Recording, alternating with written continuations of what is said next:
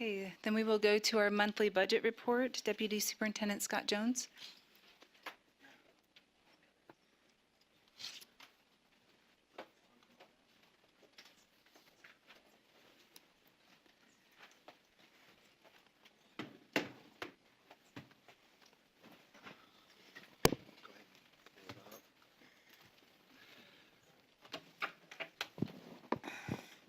Good morning, Deputy Superintendent of Operations Scott Jones. With me is Assistant Superintendent Natalie Grange on my right, and Finance Director Deborah Jacobson on my left. Deborah's going to pull up the display for your review.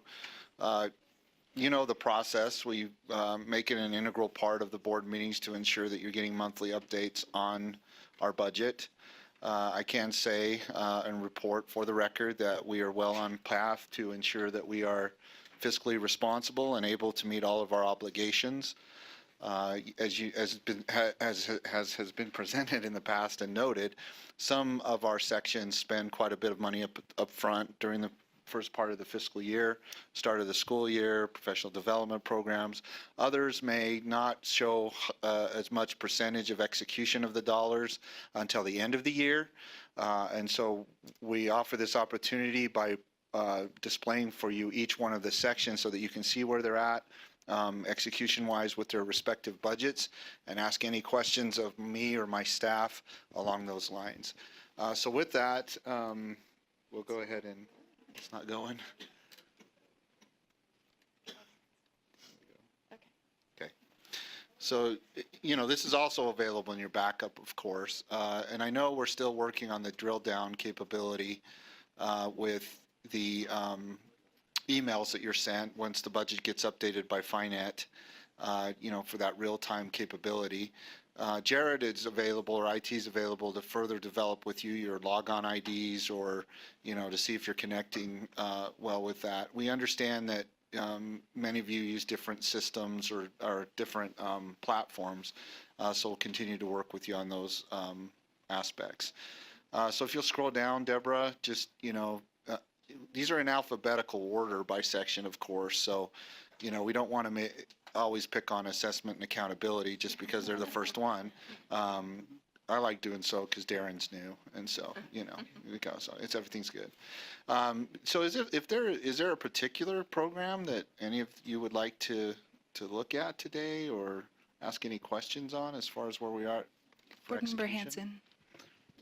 So if you look on page, I think it's page 52, the STBD, Utah State Board of Education, there's under current expense,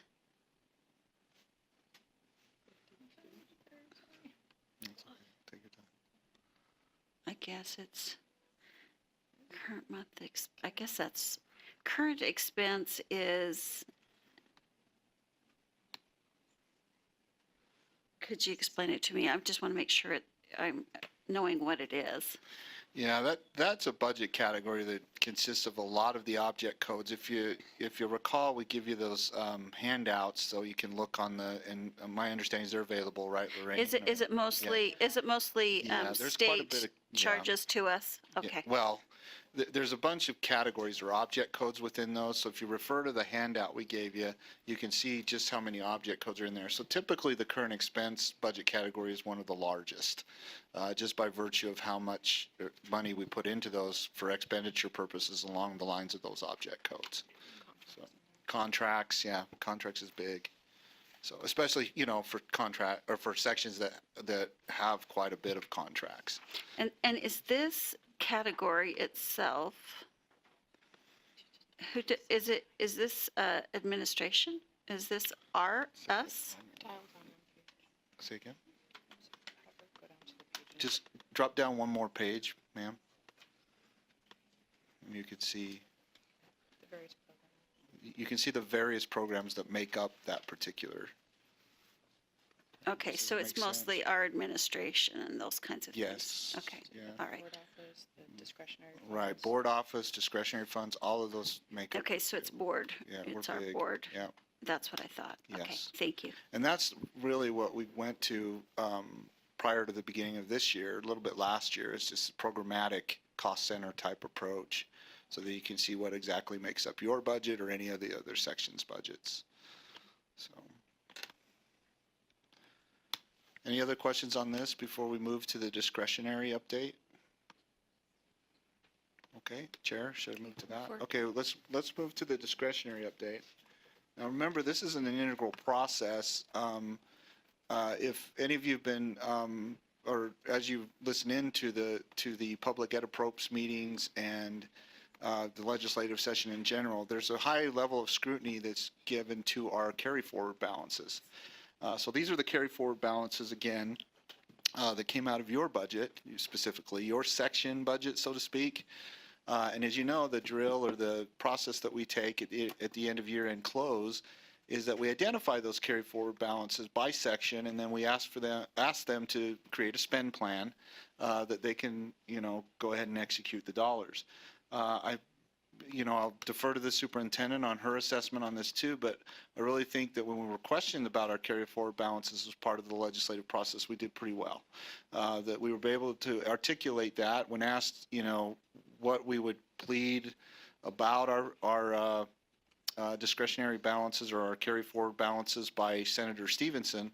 I used the 3 words, trust the process. And this is the process. The process is that, relative to your budget, we have these particular funding sources that we need to come up with a plan of execution for those dollars. So tomorrow, as part of an integral part of the Finance Committee, we have a specific agenda item where Finance Committee members can come up with ideas or present ideas on how to execute some of these dollars. And today, I think we need to update you on a couple of things. Deborah's ready to do that with 1 or 2 particular categories. So go ahead, Deborah. We've actually completed all of our early retirement stipends so far this year. And one thing that we noticed is we did not request enough money to cover the indirect cost payment that is associated with that. So we're requesting an additional $9,200 from your state carry forward in order to cover that. We are also currently working on an automated report for this, where you'll be able to drill down on this the same as you do on the board report, that will be broken out by actual activity with budgets tied to them, which is something we haven't been able to do in the past either. That's why we've had this manual process here. So that's all I have on that. Are there any questions about the request for the additional 9,200? Now we can address that here, or if you like, we can defer to the Finance Committee. But I do think we need to do this fairly soon, on that too. So I'm not trying to force the function. But. Board Member Hanson. I move that we approve the request for $9,200 to cover the ICP costs. Second. Okay.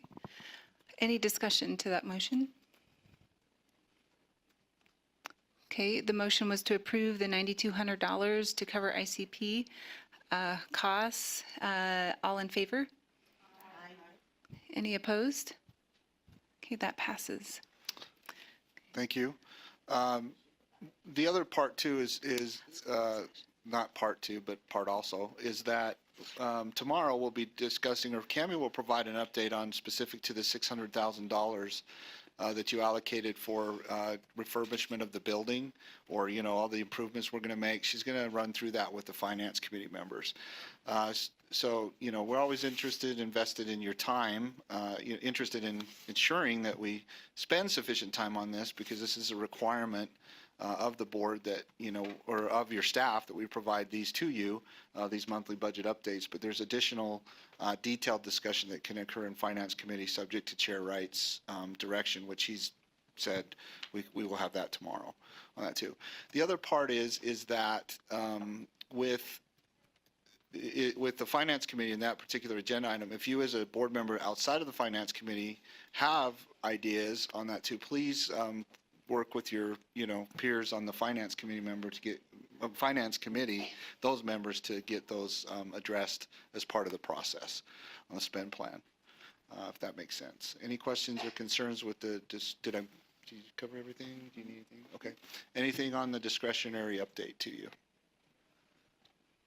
If not, that concludes this particular agenda item. Okay, thank you. we next on the